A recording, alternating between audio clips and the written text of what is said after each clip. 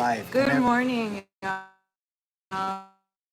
Feliz, whether you're having coffee, chilaquiles, or a matcha. Or just an espresso. Can everybody hear us well? Can you comment down in the chat to see if you guys can hear us? Y'all know we have great luck for technical difficulties, so it's going to be a smooth one today. We're currently in Taxco, Guerrero, one of the states on the travel advisories do not travel list. So we will talk about safety today. Thanks for joining us, whether you're here live or joining the replay. We're at one of our favorite cafes here in Taxco, which we're super in love with. By the way, we're really excited to put out this vlog on this Pueblo Mágico. But to get right to the point, we have some really important things to talk about today. Safety has been a big topic on our minds, on a lot of people's minds. Whether you're thinking about traveling through Mexico or thinking about living in Mexico, if you're from north of the Mexico border or even in most parts of the world, the media paints really picture of Mexico, and we I think most of us by now know that it's a beautiful, complicated country, but I guess the thing that most of us really want to know is, can I live there? Can I travel through there safely? So that's been our concern. It's been our parents' concern from the very beginning. Like, you don't know what you're getting yourself into. You've never lived there, and it's a part of the learning process. You know, nobody knows everything going in. I will admit, before we made the move to Mexico, I was the one that was the most concerned. Jenny was like ready to come straight to Mexico. Yeah, I think throughout our time traveling, that ease is calmed me down a little bit more to know a little bit more of the insights, and those are some of the things that we're going to share with you guys today. So we hope you guys are excited as much as we are. Yeah. So we received a whole bunch of questions from you all. Great questions too. So thank you so much. Feel free to drop any question whatsoever related to safety in Mexico in the chat as we're having this conversation. Saludos to everyone that's joining us. I'm going to be doing my best to catch up between the chat, the questions, and keeping us on topic, because it's such a big topic that we could talk about this forever and ever. But there are a lot of things we want to talk about. So first, like I mentioned, one of the biggest concerns our parents had was that, whether we're going to be safe. Coming from a city like Chicago, safety is relative. It's relative to where you're coming from. And so one of the biggest reasons we decided to leave Chicago and to move to Mexico is to look for a safer home. Not that, Mexico's not perfect. Neither is Chicago or the United States, as we know. But it's a relative situation where we're just looking for something safer than where we were before, and meets all of our likes and wants.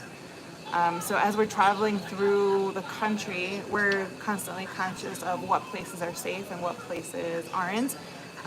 We'll share our tips for how to do that, and our learning experiences, because we've had a good fair share of experiences related to safety now that we've been traveling through Mexico for a year, almost a year and a half. Yeah. I do want to point out, it's kind of interesting how our parents are super concerned for us moving to Mexico and don't really pay attention to the crime that's happening in Chicago, or really didn't care, or just decide. They think the media really, really messes with them psychologically. Going to the most dangerous place in the world right now. Why would you leave? It is what it is. Right. I don't necessarily we don't necessarily feel the same way that they do, but yeah, Ali, safety's relative. Northern Canada, you can be killed by wildlife, right? Okay, so the biggest question, number one, have you felt safe at all while traveling? I'm sorry, have you felt unsafe at all while traveling? What location has been the most unsafe you have visited during all your travels? So far, I have not felt unsafe. Coming to Mexico in the beginning, it's a little bit of something new to see military out with like assault weapons out in the streets, parks. That felt very different. There was a big, kind of like a cultural shock for me to see that. But with time, as you go, it grows into you. Like I haven't felt unsafe traveling in the buses. Nothing crazy so far. We're always al tiro. Like, siempre estamos al tiro. We're like always alert. Con las pilas puestas. Alert, right? So, and I don't know, maybe that comes from coming from Chicago, where we're always having to watch our backs and make sure that we do what we can to avoid being opportunities for a potential crime. So, like even though we feel safe on buses for the most part, we don't like to put our valuables in the underneath the bus where you check in your bags when you're traveling. We like to carry everything with us, and I think that goes for anywhere that you're traveling. I will disagree with Kevin slightly because I have felt unsafe sometimes in Mexico. And there's one particular place that I felt very unsafe, and I would hesitate, or I think I would just go, I would go back, but I would just be very careful. So I felt like we were almost victims of a crime, something very scary and very serious. And that was the one and only biggest scare that I say that we've experienced, and I'll talk about that in a moment because that's like the biggest thing that's happened to us. The second question here is, have we been victims of any crimes in our time in Mexico? We did get our GoPro camera stolen in Mexico City, which we knew could happen. You know, many of us are aware of like the pickpocketing that can happen in big metropolitan and tourist cities. So thankfully it was a situation where we didn't even feel it happen. Someone stole our coat off of a chair at New Year's Eve at a nightclub. We kind of let our guard down. Jenny was going to the bathroom, and I wanted to go with her just to make sure that she didn't go alone. And then when we came back, our jacket was gone. Our jacket was the gone. Jacket with the GoPro. And our GoPro was in that jacket. And we asked around. It was gone. So far, that's been, I think, that's been the only crime I think we've been victims of. But theft is huge, especially in Mexico City and in many cities. So I partially feel like I blame ourselves for not taking better care of that code and that camera. It's unfortunate. Those things shouldn't happen, but we know that they can, and so yeah. In terms of feelings unsafe, other than that, I don't think I ever really felt unsafe in Mexico City because we were informed of which areas to avoid, which not to walk around at night in the streets. Always take a taxi or an Uber. Having the right information helps to diminish those feelings of fear or of feeling unsafe. So that's why I think the one time where we really let our guard down and we're in a scary situation, I felt the most scared because I completely, for a moment, forgot all of the things that I should have been doing. So I would just go ahead and just get right into it because I'm like skipping around it, but I'm not trying to. So the location where we have felt the most unsafe has been Guadalajara.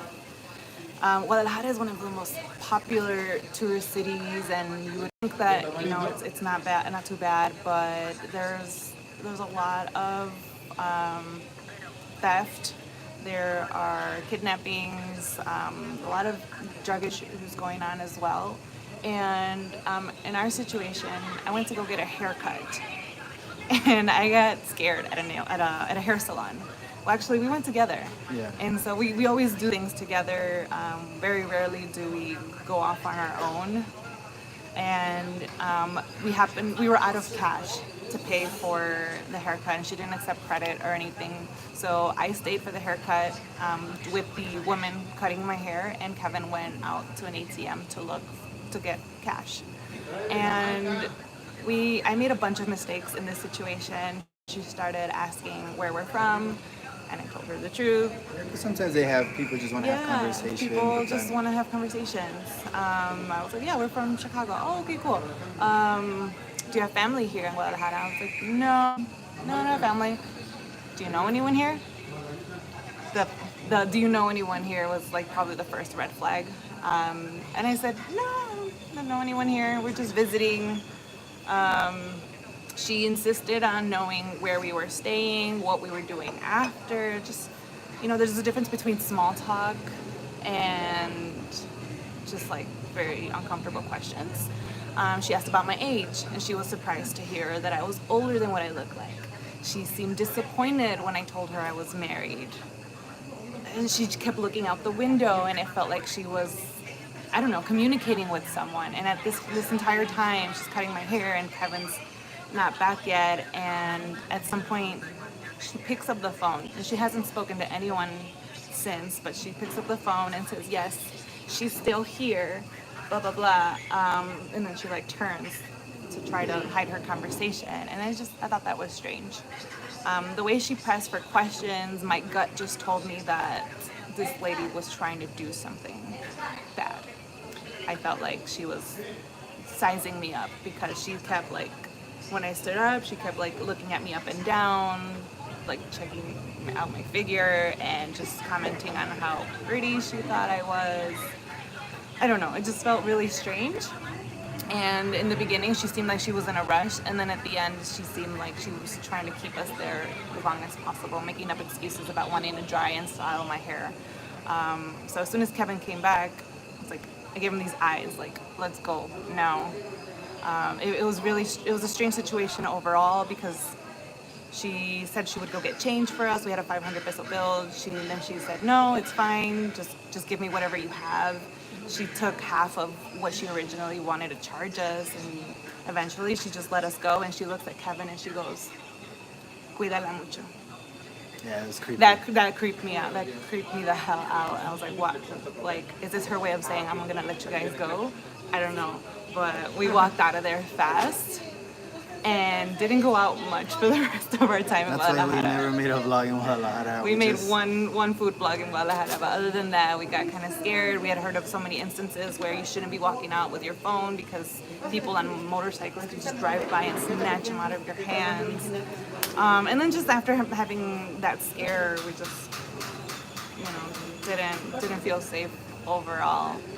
It was the hair salon in a strip mall. No, it was a business like really close in a. It was in an open street. Open street, yeah. It was a quiet street because it was Sunday and not many things were open. But it was daylight. It was like 2 p.m. There was people. I think people walking around. It was just very there was like quiet. a market 2 blocks down. It was just all a really weird moment. And thing too was that she was closing shop when we got there, and she like opened it, and then after that it just. She asked, "Are you from here?" I said, "No." Okay, then I'll do your haircut. But it didn't look like a sketchy place. Like, these things happen in even safe-looking places. Like, what does sketchy mean? Is it like old, broken down? Like, you just have to remember to be safe. And usually we say, yes, we know people here. Yes, we have friends in Colonia Juarez or whatever. Never try not to come across that you're coming alone. So that's going to be my first tip for you all. If you're traveling, and if you can, say you have friends that live in town. You have family that lives in town. You're traveling with a group, and your group is at a restaurant while you're getting your haircut or whatever else that you're doing. They asked what neighborhood in Guadalajara. Let me look it up real quick, and I'll get right back at you. The neighborhood in Guadalajara, I don't remember, to be honest.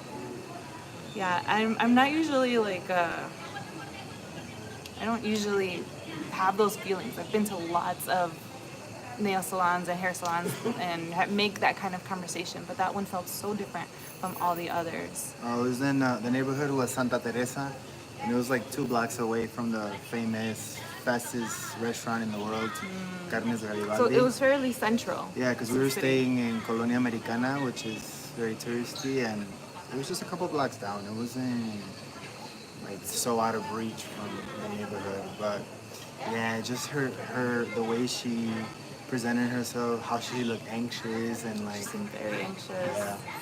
Something was just very off. Yeah, so I'm catching up on comments. Locals don't film, don't look at a tourist. Best thing to do is always try to seem like a local if you can. Yeah, and we didn't. We totally just had been so comfortable. We had felt so safe for so long that we kind of just forgot to have our guard up. Let's see, catching up on comments. Certain areas in Guadalajara from Martin. When someone asks me where I'm from, I always say I'm from where my parents are, Jalpa, Zacatecas. Or if they say I look Americano, I say I'm from Tijuana. Yeah, that's a good one. I try to say sometimes that I'm from Zacatecas, just, but the more you have conversations with someone, the more like they'll realize by the way that you talk, even if it's not accents related, even if it's like expressions, Yeah. the truth comes out in your body language often. We at first, like my family was like, oh, say you're from a certain place, say you're from. No, it just depends. We kind of just test out the situation. But I just say I'm from Chicago, but my parents are from Veracruz, San Luis Potosí, and her family's from Zacatecas.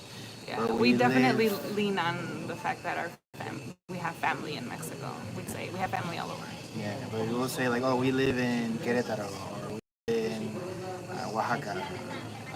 Just to give them an idea. It's too much to explain that we're YouTubers or just traveling around. I don't know. I feel uncomfortable saying that. Yeah, I try to avoid telling people, oh, I'm traveling all over, because to some people that might imply money, Yeah.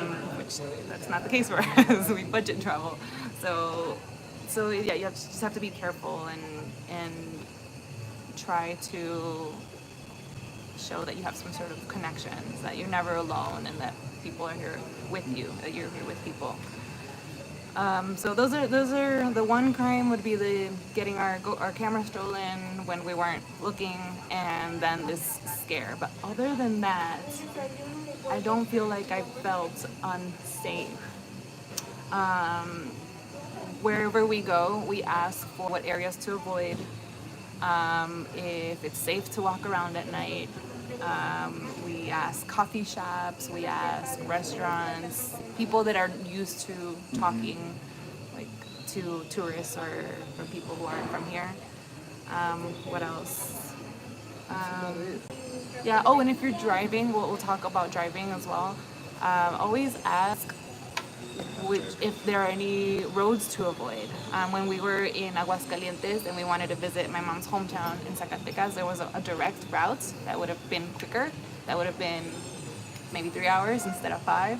But we specifically avoided that one because it's known to be very unsafe in terms of not just the infrastructure, but also narcos pulling people over and stealing or doing whatever it is that they do. We have not had the opportunity to drive across the country, but I have a friend who did, and he drove from Kentucky all the way to Chihuahua, I believe, and then from Chihuahua all the way to Guanajuato. With Illinois plates.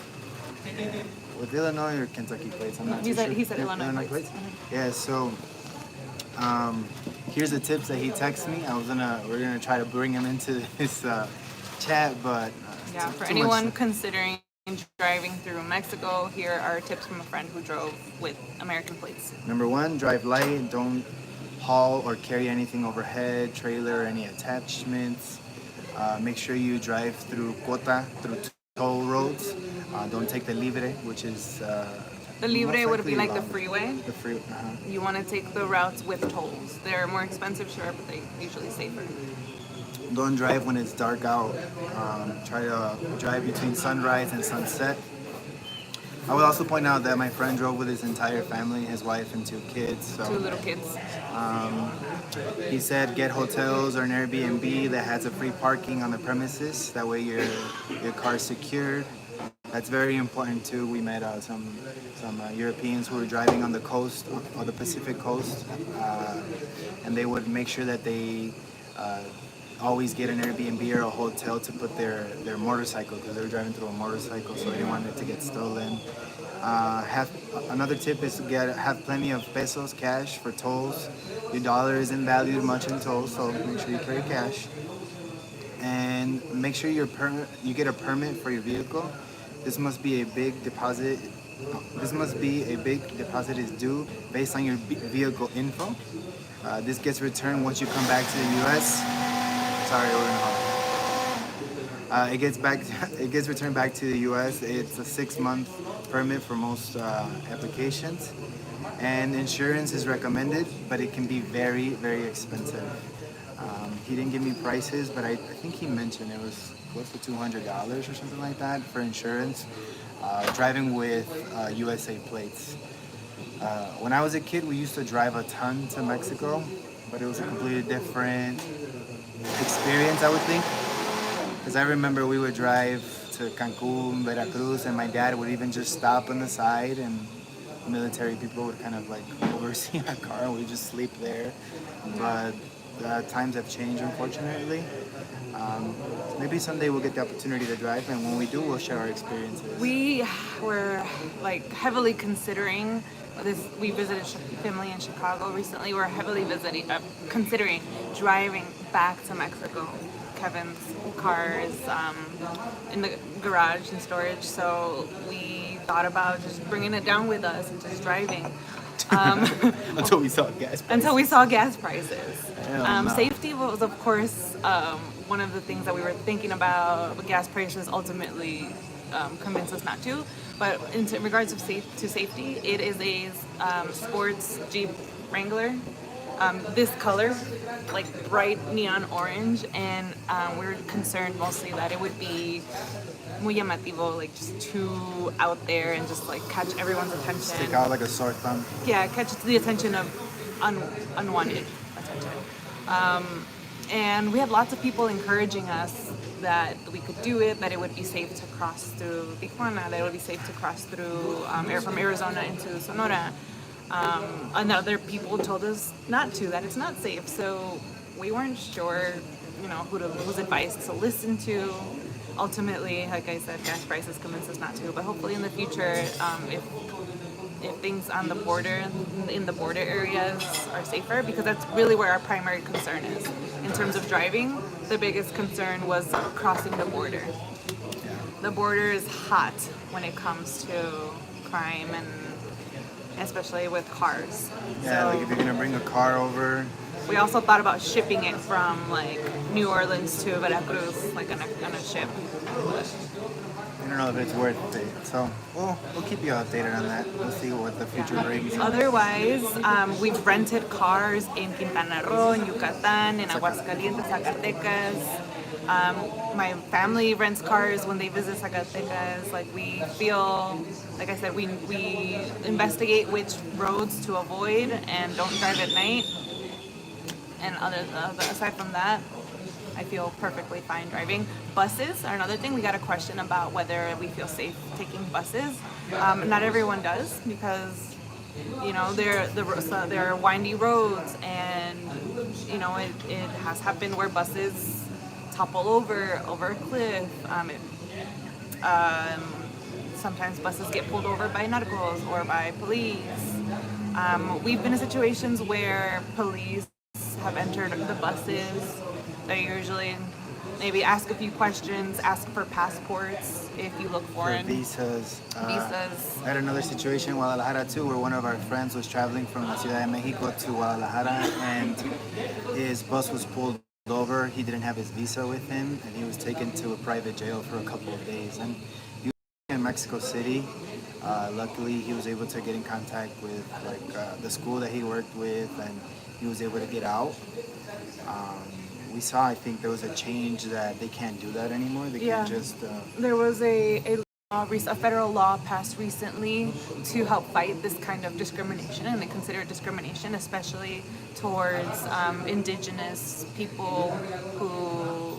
I read about an instance where they incarcerated some indigenous teenagers from Chiapas, and the police insisted that they were undocumented immigrants from Guatemala, when in fact these kids were Mexican. So this law was passed to help reduce that kind of discrimination, and of course for both indigenous and foreign, whether it's American, European, or anyone outside of Mexico. So hopefully that we'll see that happen less and less.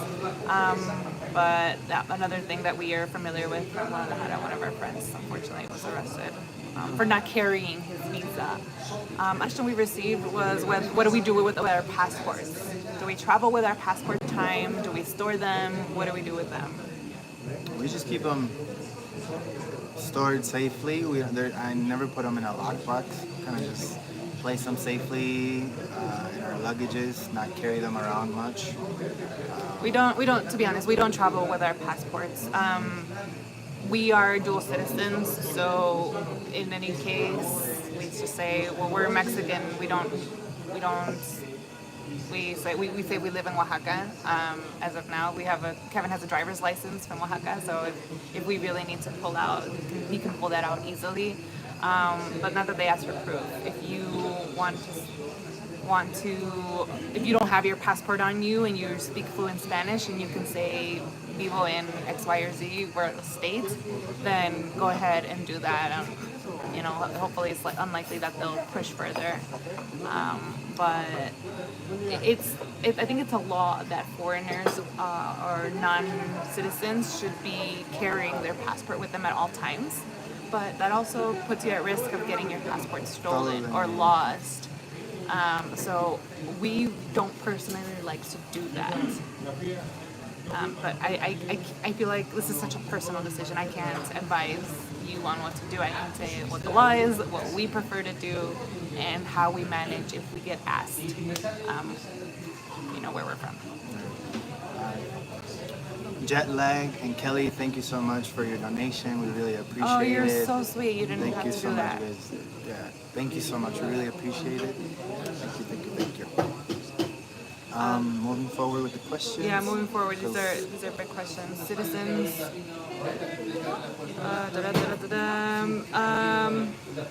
So that's our take. I hope I covered everything in terms of. We covered everything in terms of buses, driving. On the buses, I want to add just one more thing that we don't like to leave our valuables either overhead or under. We carry our backpack in our laps because we sleep on most of the buses. So I would be careful and not put valuables in the over or the underhead. Just have them in front of you. Yeah, we've heard of people falling asleep and then they're waking up and their stuff's gone. Their stuff magically disappears. So buses. Another thing we like to do on buses is we like to get off on the stops because there are stops where other people are getting off and they open up the under compartments to take out luggages. So we like to get off and just to make sure that no one accidentally walks away with our luggage instead. So other than that, we love the buses. They're really comfortable and we feel fine. Next question. Do you feel completely safe staying in hostels? Do you feel completely safe staying in hostels? For the most part, yes. Not all hostels are created equal. We have stayed in some more sketchy hostels. We look for the hostels that have either private rooms or shared kitchens or some sort of a community. Because the places that have community tend to be friendlier and safer. The ones where it's just people coming in and don't talk to each other, those are the ones that concern me because that's where it's more likely that maybe something gets stolen. There are usually almost always lockers. We carry a lock with us. And in the lockers you can store your passport, money, whatever it is that you don't want to be out in the open.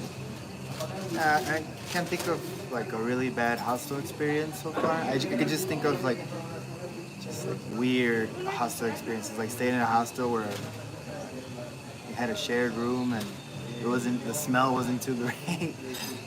Bad feet smell, but nothing like sketchy. I think so far it's been good. We've had hostels with bad beds, like the ones we're at now. The bed at the hostel right now is so bad. It's uncomfortable. But we have a private room, so it's no big deal. So we look like we haven't slept very well. Yeah, oh my god, I feel like I'm on a springboard. It's bad. No, so far, luckily, so good. Thank you, Anthony. Go Warriors. Yeah, thank you so much, Appreciate Anthony. you. Really appreciate it.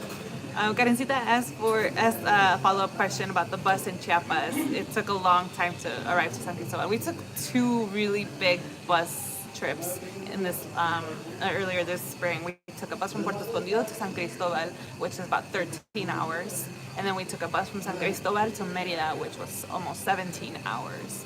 Slept most of it. Dramamine is my friend. Yeah, it was bad. It was just a bunch of curves. But now that you pointed out, I will say that I did hear or notice that a lot of people mentioned the bus in Chiapas can be a little, not necessarily dangerous, but inconsistent in the sense where sometimes the indigenous communities stop touristy buses and they'll let them through because they want to make a statement to the government in terms of not having either access to water, gas. Yeah. So they don't care. They'll just stop the bus. As in form of protest. I don't think we heard of nothing uh-huh. like nothing happened to the people. They just kind of delayed them in form of protest. Yeah. So just Stories we've heard, we're sharing, but nothing like that has happened to us. Did we feel safe in Puerto Escondido? Overall, yes. There does seem to be a rising activity in terms of thefts and assaults. Unfortunately, very much so in more like the La Punta area. There have been reports of women being harassed, cell phones stolen, money stolen, things like that. A lot of these are either teenagers or young men on scooters or motorcycles, where they snatch something from you and then they race away very quickly. So just be aware when there are people around you, or the scooters, they come up really fast. You don't even know that they're near you. yeah. Next question. Next question. Oh, this is a really, really good one. Question number 7. Gendered perspective. Yeah. So we had someone ask about whether we have differing concerns. Go ahead. Yes. You want me to go first? You want me to go first? I'll go first. So yes, I think or maybe, I don't know, we actually didn't even discuss this, but my concern as a male traveling in Mexico, just in general, in Puerto Escondido, I did have a situation where we went to go get tacos, and Another situation, we ran out of cash. We had to ran go to out the of cash. ATM. And this was like midnight. yeah, it was at midnight, and I had like a little fanny pack where I carry my money and my Down here, credit on the cards. waist. By the way, so I was walking down and I checked my fanny pack for the cash, no, for the credit card, and the cops saw me and they thought that I was zipping up my zipper, and they thought I was peeing on the street. So they jumped out like SWAT. They're like, yo, where'd you pee? Blah, blah, blah. What are you doing here? I was like, and I like pulled out the tourist card. I was like, I'm a tourist. I'm a foreigner. I don't know anything. I came here. I just came to go get money. Notice how we use that to our convenience. We're Yeah. Mexican when it's convenient, and we're American when it's convenient. They're like, so you like to pee on my streets, huh? And a tourist, he's like, what kind of drugs are you taking? I was like, I'm not taking anything. And right away, they grabbed me. They're like close to handcuffing me. They're roughing me up. And I was like, look, man, if you're gonna take me, just call my wife, because She's at the taqueria she's around the at the taqueria corner. waiting for me for cash, and I can just I'm all of a sudden gonna disappear. No, we're gonna check the streets and see where you peed. So they went up and down the streets to see if I peed or not.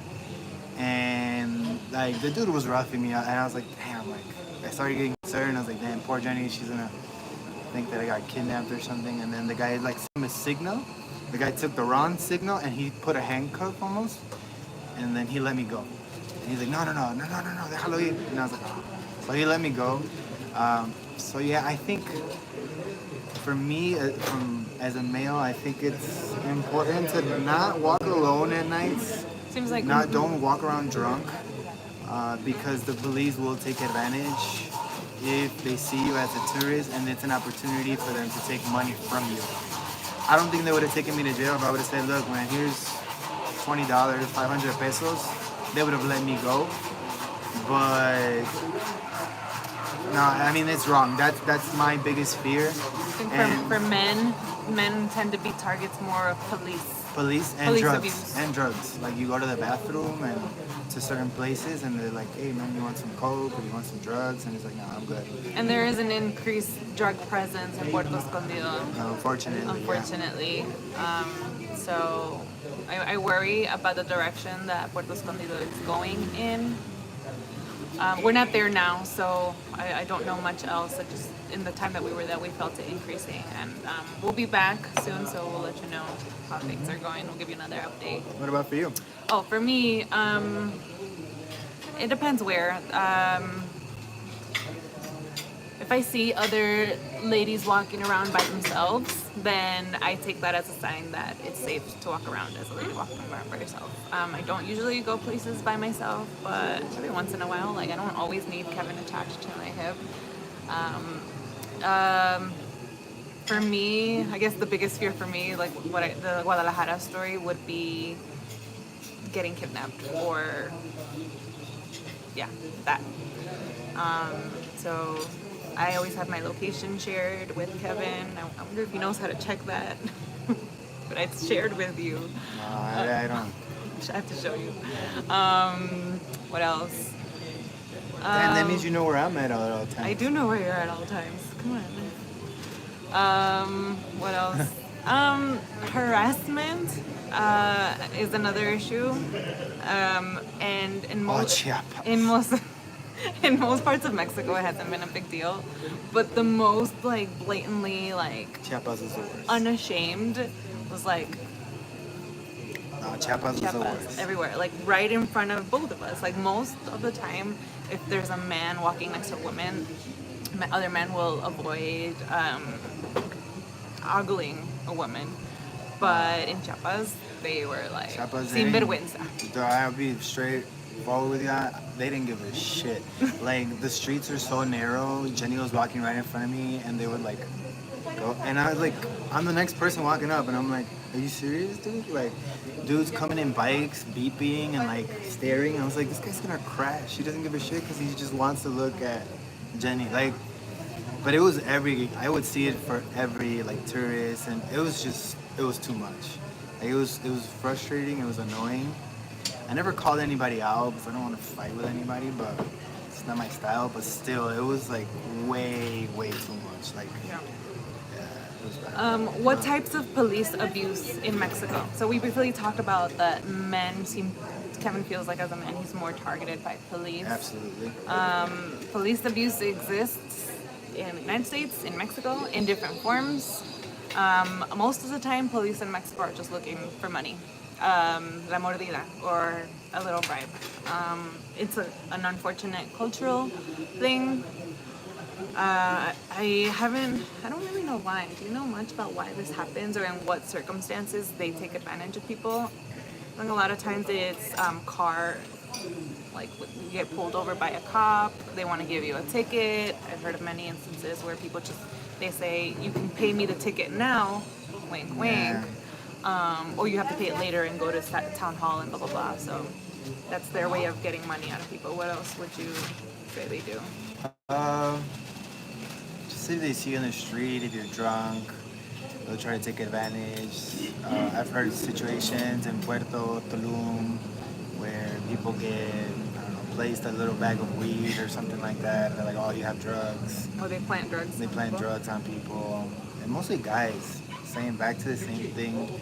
I don't know. That's about it. Okay. There's also been like some situations where people gotten beat up because they don't want to pay for it, or act up and try to fight the cops. They don't want to fight the cops. Yeah. So the tip here is 500 pesos is usually That's a lot though. That's a lot of money. You just paid a cop for his whole salary of the week. But hey. It's usually the quickest way out of a situation like that.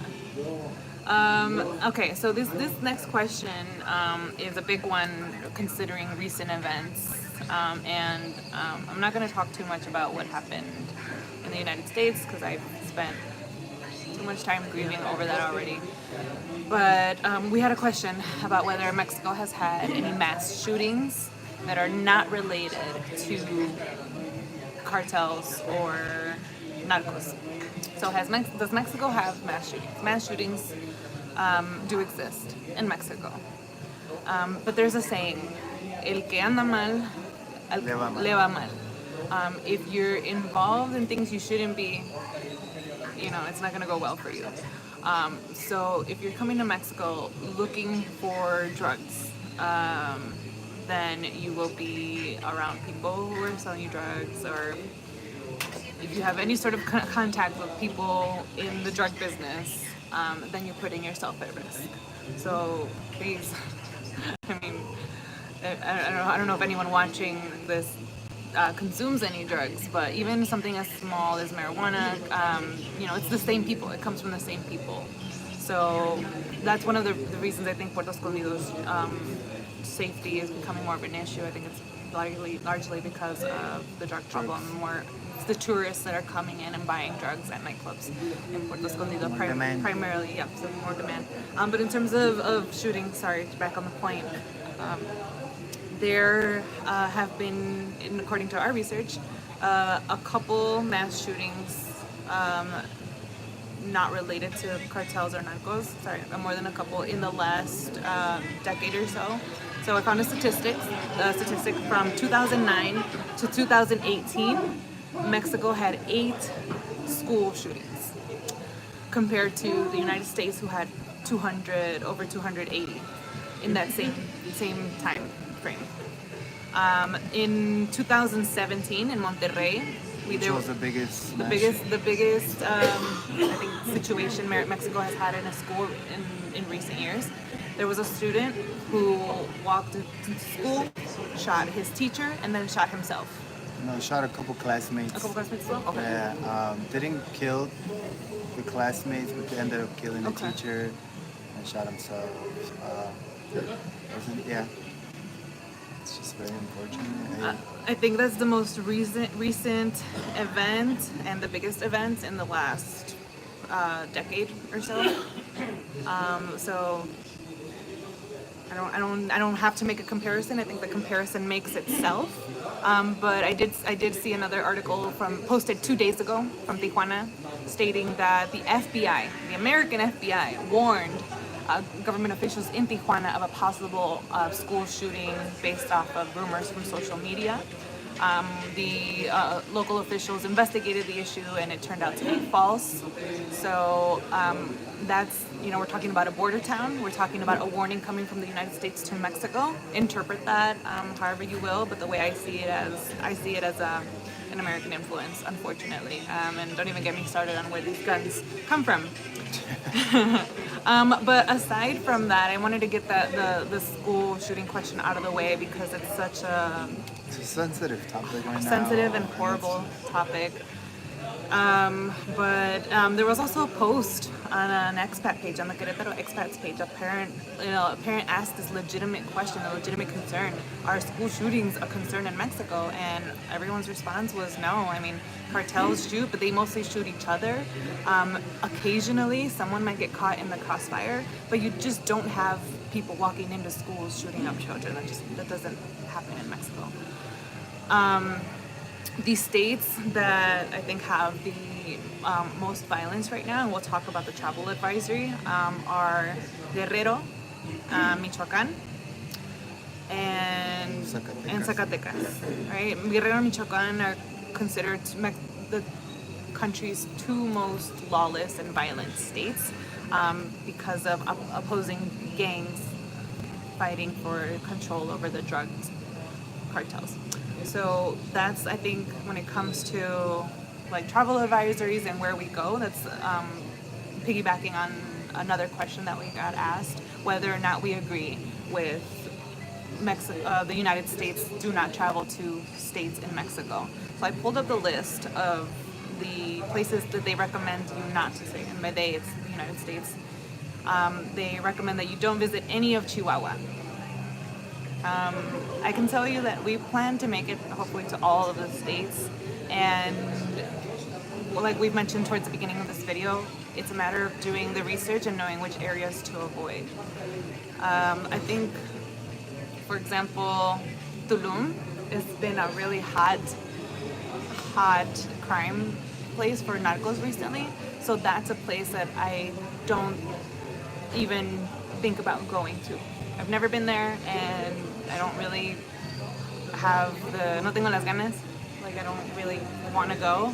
So because that's a place where I've heard that the most number of tourists get caught in crossfire.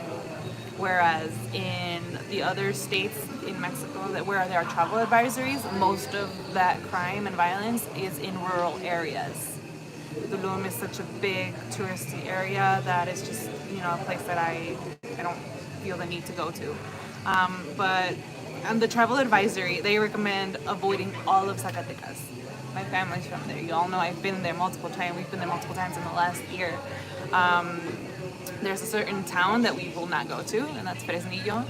But I know other people who've gone there because they have family there. And I think, that's the advantage that we have is having family that we can lean on and help us avoid certain places. Zacatecas City, I think is. But Zacatecas, the city, otherwise felt totally safe. Like we walked around all day, even in the evening. But that was our experience.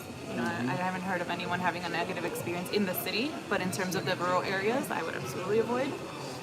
And other states on the travel advisory, all of Guerrero, except for the cities of Ixtapa, Zihuatanejo, and Taxco.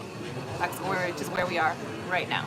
And it's, I've talked to some locals here, and they say, well, some things do happen from time to time, but overall, really safe. The only thing that we got from a local yesterday is that it might not be the best place to live. It's just corruption, but it's safe if you're visiting. That's what I say about Chicago. What do you think about Chicago? Oh, I think it's a great city to visit. It's just not my top recommendation for cities to live in. Other states on the advisory, Durango, except Durango City, Coahuila, except for the southern part of the state.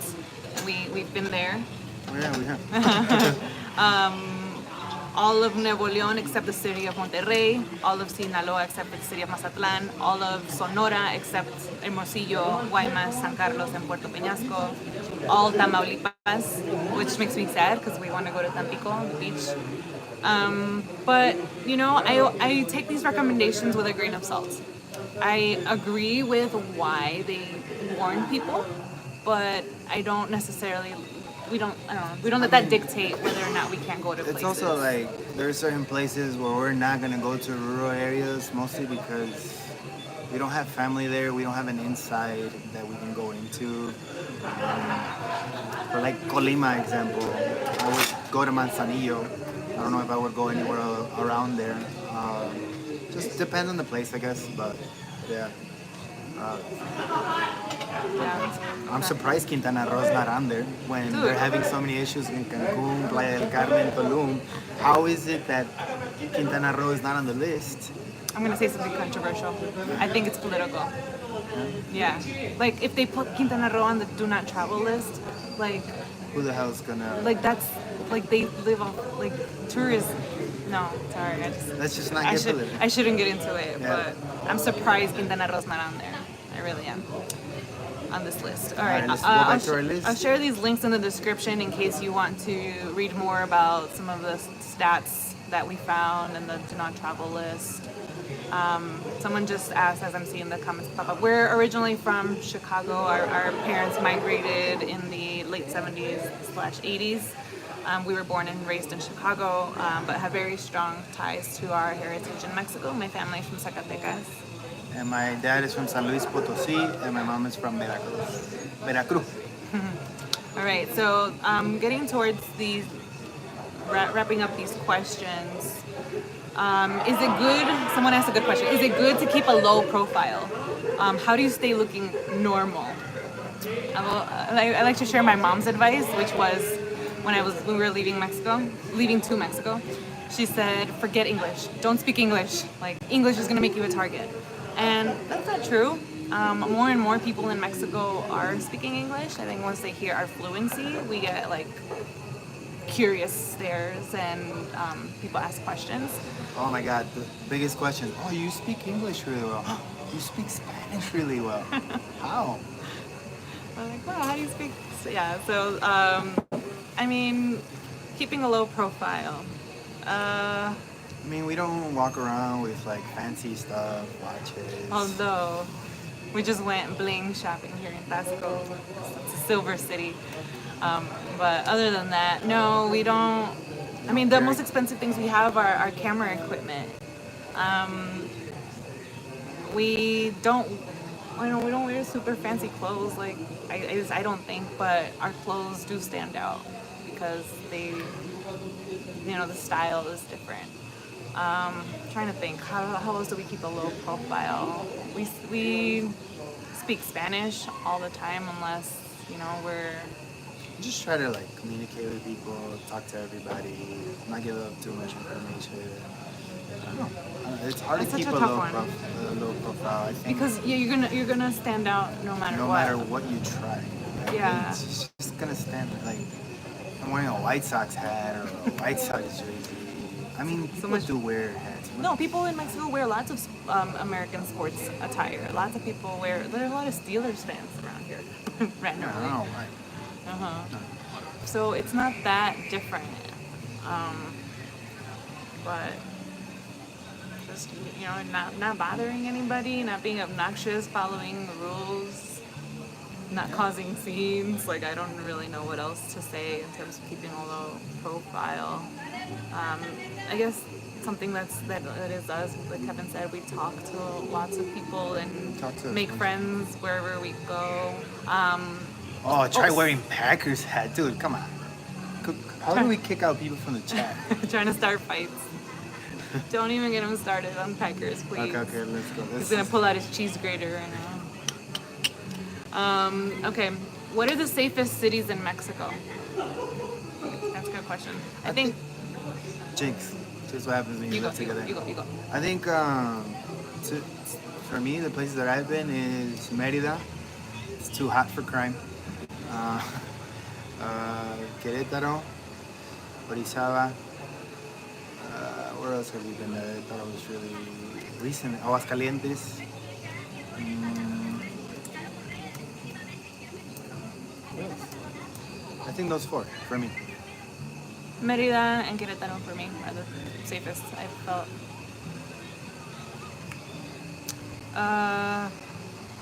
Do you think it's safe for women to do solo road trips or van life in Mexico? We've met people who are doing van life. We've met women who are doing solo travel, I've never met a solo van. life woman. Yeah. So we haven't met someone who's done both. But the van life people we've met have been couples with traveling with European plates. They seem to be doing fine. Great, actually. And then women traveling alone. I don't think that they drive. I haven't met any woman who drives traveling alone. They travel and they stay in either hostels or places with community, like I've mentioned, and by buses. So I don't think personally I would travel alone in Mexico, but we do know of women who've done it. Women from Europe, women from different parts of South America. So it's definitely possible. You just, maybe have some self-defense tactics or something. Just be ready, because you never know. Okay, starting to wrap this up. I think I'm starting to feel my energy go down. So I haven't had breakfast and I haven't drank my matcha because I've been talking. Thoughts on hitchhiking near small towns such as Sayulita? We've never hitchhiked, so that's a hard one for us to answer. Can't answer that one. But Sayulita seems pretty safe from the time that we were there. We were there briefly. Seems fine. Somebody just asked if burritos are not popular in southern Mexico. That's a funny question. But it's Burritos, like the ones you eat, or the like living, breathing kind? Thoughts on, do you worry about wild animals like jaguars while out hiking? honestly, I haven't thought about them. I think if I'm gonna get eaten by a jaguar, I'm more scared of snakes. I think in Monterrey there might have been like a Wildlife? wildlife when we were hiking. No. I mean, I guess I haven't thought about it, but if I really do, I think I would freak out because Most of I our think hikes they are at parks. They're like forest preserves, parks, and they have animals like los cuatis. I'm just scared of snakes. Snakes. I would be scared of. I'm just a chicken for snakes right now. But no, that hasn't been a huge concern, actually. Interesting question. Thank you. Cool. So those are all the questions that we have on our list. We're gonna go back to check out some of the questions, concerns. If you have any, Okay. drop them soon because If we you don't want had to a- keep you guys yeah. too long. It's like We're making going them- to start wrapping up. But if there was a question you really, really want answered, please repost it because I haven't been reading through the chat. What are we drinking? A matcha latte I already and answered that. Coffee. coffee. Do we bus everywhere? Is it cheaper? Yes, we tend to bus for the most part. I think the most expensive bus was from Chiapas to Merida. It was expensive. It's really, really expensive. I think it was like $170 for both. No, it was like $70 each. $140 for $140. both. Yeah. What else? This is another good question at the bottom. Something about, do we feel safe in Chiapas the entire time we're there? Yeah. I mean, for the most part, we hear a lot of stories that come out of Chiapas in terms of people. Like, you just have to be really careful with the rules in Chiapas. You have to be very respectful. It's definitely a very different vibe from the rest of Mexico. There's different rules. There's a lot of communities are autonomous in terms of indigenous communities, and they have their own set rules. So you got to make sure that you follow those rules as well. We didn't run into anything like that. San Cristobal is safe for the most part. We walked it every time of the day, ate pretty much food everywhere. I mean, the most dangerous thing in Chiapas is food. You got to make sure you wash water. There's water. a lot of salmonella. Salmonella, so you got to make sure you wash your water. I mean, your vegetables, anything that you cook properly. That's the biggest danger that we feel in Chiapas. Yeah. So overall, just to start wrapping up this conversation, there's a point, especially after having traveled for so long, where we start to let our guard down, but don't get too comfortable. Be friendly, but don't get too comfortable. Keep your street smarts up. Keep your belongings close. Don't try not to have your phone out. Do your research on a particular city. You can't generalize an entire country based off of what the media tells you is going on in a few states.